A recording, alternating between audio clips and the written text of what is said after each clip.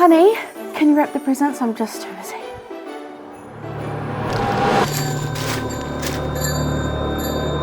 Who wrapped those? You'll be fine. Just go to waste-free celebrations.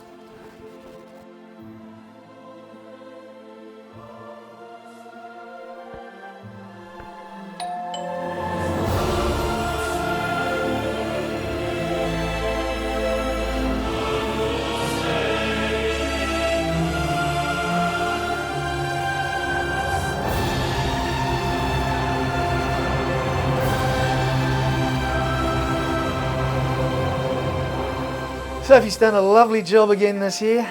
Actually, I wrapped them myself. Did you? You always go the extra mile for Christmas, Pete. Also did the lawns. Good on you, man.